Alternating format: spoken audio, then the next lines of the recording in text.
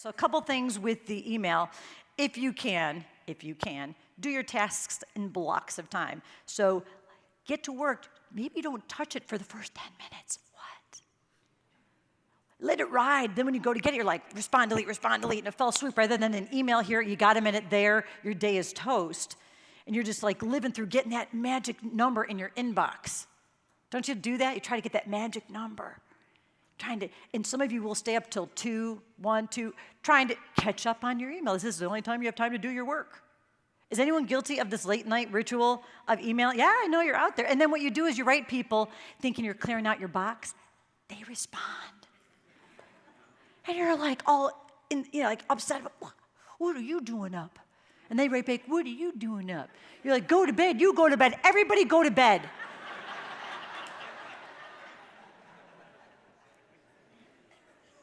I am telling you, you got to wean from the screen. Wean from the screen.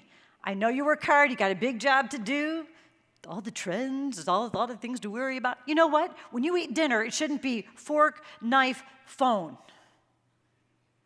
Put it away. Give yourself a bit of a break. It'll still be there when you get there. But do not, I really believe that no one should send an email after 9. Don't send an email after 9. Make it like your own thing. Like, I don't respond after 9. I'll start fresh in the morning. Yeah, you'll have a lot there, but look at all the people. Are you in your bed doing this with the light shot? You wake up in the morning, the first thing you do is you grab your phone, which is your alarm clock mostly, right? What do the alarm clock trends look like? Not a good forecast for them. And first thing you do is you pop it on, the bright lights, and then you're trying to see what you missed while you're sleeping for 4 hours, trying to make it bigger because you can't see crap. We're becoming crazy people. Would you agree? It's like, man, wean from the screen. Give a break. Let people know that they're important. Why? How do you do this? By being present. It's the best present you can give is to be present. I go out with my girlfriends, everybody. Once one person pulls out their phone, it gives everybody permission. You notice that? Everyone's cool. Then all of a sudden someone goes, shwink, shwink, and oh, must be phone time. Ha, ha, ha. So one of them said, you know what we need to do? I saw this. She said, I saw this on the internet. You need to make a technology tower. Do you know about this? They go out, everybody piles up their phones, and the first person to check pays the check. Isn't that awesome? So we're sitting there, and the whole pile, within 5 minutes, the whole pile starts to shake.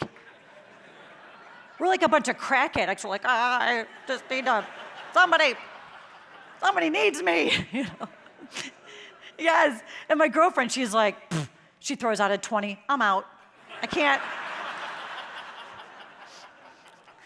handle it. You know, when I look at where our time goes, and it's really, we all think we don't have any, we do, but it's just stolen by a lot of things, a lot of non-important things. So kind of just do a time check on yourself and say, where am I investing, where am I getting the most value for this time?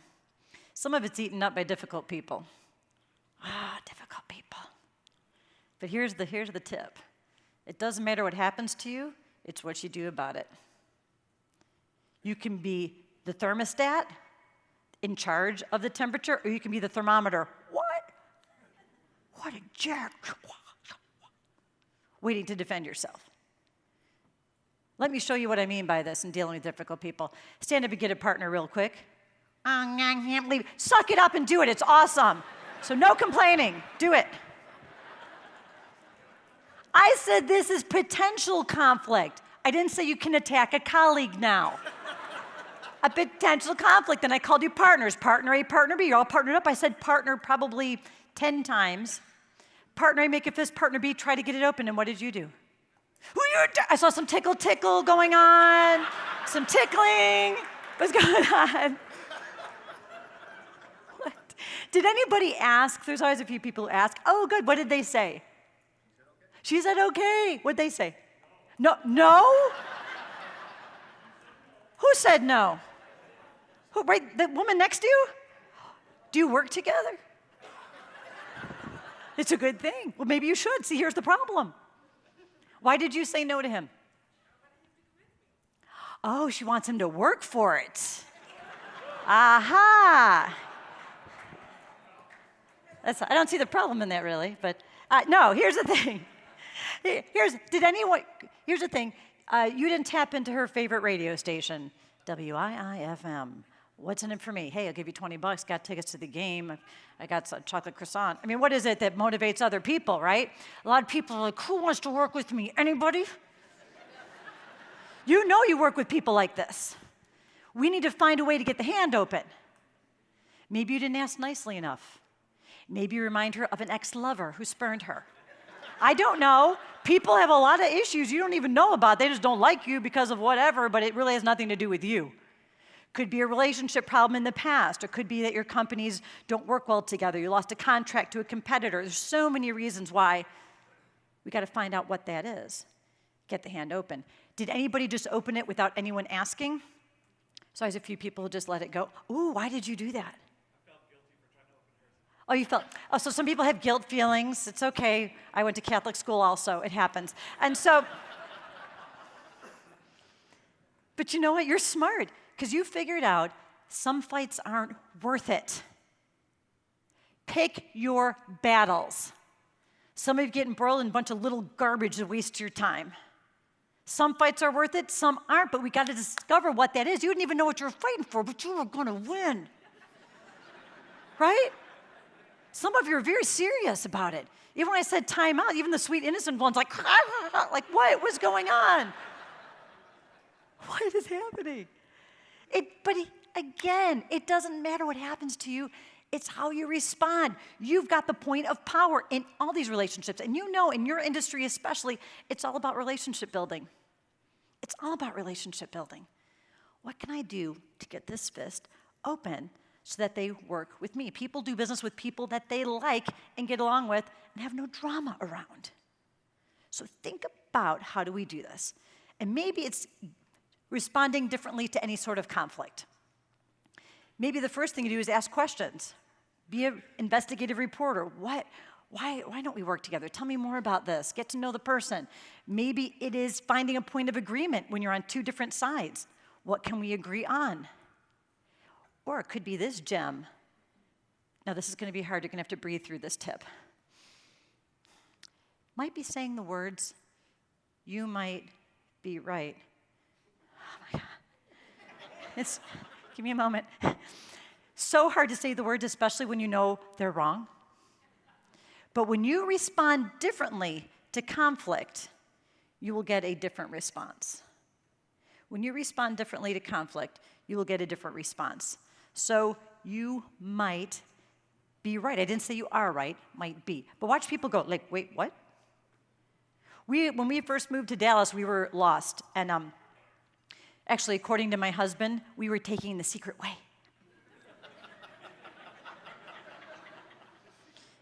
So we're taking the secret way, and I said, we need to take a left to get to the tollway. He said, I think it's right. I said, I think it's left, and he said, you might be right. And it was interesting because all of a sudden I felt this wave of, oh, wait, I really don't know where we are. I look over, he's like, yeah. Like, oh. So you might not want to share that tip with people at home, but you might be right, let me think about it, opens up the dialogue a little bit better. Everybody loves to be right. They love to be right. You realize our energies transfer to each other all the time. Our energy transfers all the time. It's just like how when you come into work, hey, how you doing? And someone tells you how tired they are, and all of a sudden you're like, oh my God. You feel the energy being sucked out of you. It's amazing. I saw this sign on a church. I loved it. It said, you could be the fountain or you could be the drain. Oh, come on, people, that's good. That is so good. Yeah, you could be the fountain or you could be the drain. Every day you got a choice to bring it or take it. When you enter a room, are people like, yeah, they're here? Or are they like, oh, crap, they're here? Are they happier to see you coming or are they happier to see you going? If they're happier to see you going, you should make some changes in your life. We take a look at how our energy impacts each other, and it is all the time. I took the kids recently to see the Harlem Globetrotters. You know, they're still trotting around. They're still fabulous. And we go there, and at the end or during it, you can buy a very expensive basketball. And then the players will stand around, a few of them, and they will sign the basketball. Now, they might have had this when I was a kid, but I never saw the end of any game of any event because my dad wanted to beat the traffic. He was that guy. So I never saw the end of anything, so I don't know if they did that back in the day, but they do now. My son's like, oh, come on, basketball. And I'm like, oh. We get it. I'm like, fine. One signature and we're out. Okay, because I can't be. There's a million people. So we're up in the bleachers, and I see everyone go down on the floor, and I tell them, I'm like, man, I love you, but I don't want to go down there. So if you wouldn't mind, I'm just going to watch you, check in with me. We're going to stay right here, get a signature, come on back, and we'll head out. Okay, so he goes down there, and he's kind of a passive kid. And he gets down there, and it is total mayhem. Parents are elbowing, and I'm a bleacher mom. Get in there! Use some defense, I just see him getting pushed further out of the circles, and I'm like, I'm so mad that him for not weaseling his way in there. And I thought, I got to go down there. No, I told him I'd stay here, just be calm. There's helicopter moms, and then there's Black Hawk Down moms, and I don't want to be that mom, so I'm trying to restrain myself. It's cool. We'll just get a janitor to sign it when we leave. And I look over, and I watch him, and he pulls back. He looks, and there's the MC. He's the short guy with dreadlocks and a sequin jacket, and he's over there just talking to a few people, and I see him go, ding, somebody. So he goes over there. He waits. He gets a signature, but I see him talking, and he's I see his body language go from meh to one of kind of power. He turns around. He's smiling. He's not the smiley kid. Smiling. He floated up the bleachers.